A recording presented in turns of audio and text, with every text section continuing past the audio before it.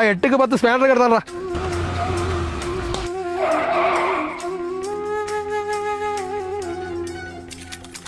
അജയ് ഘോഷ്, സുഹൈലെ, നീ എന്താടാ ഈ വേഷത്തില്? നീ എന്താടാ ടോണി ചാന്റെ വേഷത്തില്? എന്നാലും നീ എങ്ങനെയാടാ ഇങ്ങനൊരു സ്ഥലത്ത് വന്ന് പെട്ടെ? നമ്മൾ സ്കൂളിൽ പഠിക്കുമ്പോ ക്ലാസ് ടോപ്പർ. എന്റെ പപ്പയ്ക്കും അമ്മയ്ക്കൊക്കെ എന്ത് കാര്യമായിരുന്നു അറിയോ? നിന്നെ നോക്കി പഠിക്കാൻ അവർ പറഞ്ഞോണ്ടിരുന്നേ. എടാ എനിക്ക് നിന്നൊന്ന് ഹഗ് ചെയ്യണം. വേണ്ട, അഴുക്ക് കൊള്ളു. അജയ് ഘോഷ്, ഞാൻ ഹഗ് ചെയ്യും. വേണ്ട ടോണി ചേ. സുഹൈൽ, ഇനി ഒരു നിമിഷം നീ ഇവിടെ നിൽക്കരുത്.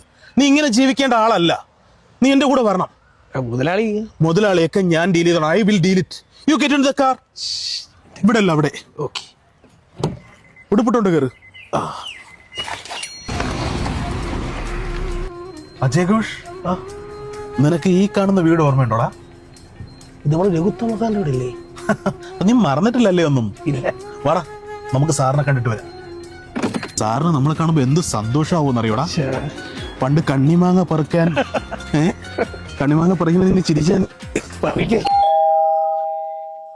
ആ ഉത്തമ മാഷില്ലേ? ആ ഒന്ന് കാണാൻ പറ്റുമോ? കുട്ടികളെ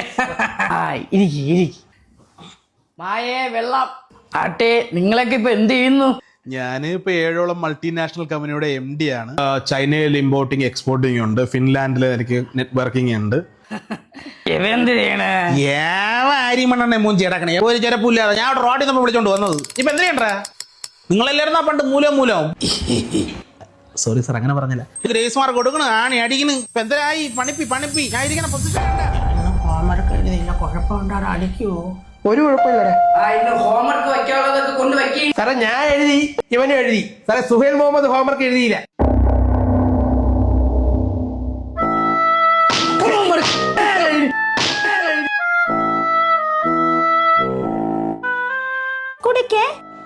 ഞാനിപ്പോ 7 days ആയോളൂ വന്നിട്ട്. നമ്മളങ്ങോട്ട് സാറിന്റെ അനുഗ്രഹം എപ്പോഴും ഉണ്ടാവും. മംഗളം ഭവിക്കട്ടെ. ഞാൻ അങ്ങോട്ടൊന്ന് പണിക്കും പോടാ, കണ്ട് പടിയണം. എന്റെ ജോലി. ഏത് ജോലി? അപ്പൊ എന്റെ പെങ്ങളെ കല്യാണം കഴിഞ്ഞ അവള് ചാടി പൊക്കോളും. എന്റെ വർഷാപ്പ് അവിടെ കാണാം. പണിക്കുവോ? എനിക്കൊരു പക ഉണ്ടായിരുന്നു, അതങ്ങ് തീർന്നു. പിന്നെ വർഷങ്ങളായിരുന്നു ചാടിക്കൊണ്ടിരുന്ന നാടവനെ. ഞാൻ ഒറ്റയ്ക്ക് ഇരുന്ന പൈസ കൊണ്ടുവരാന്ന് പറഞ്ഞു.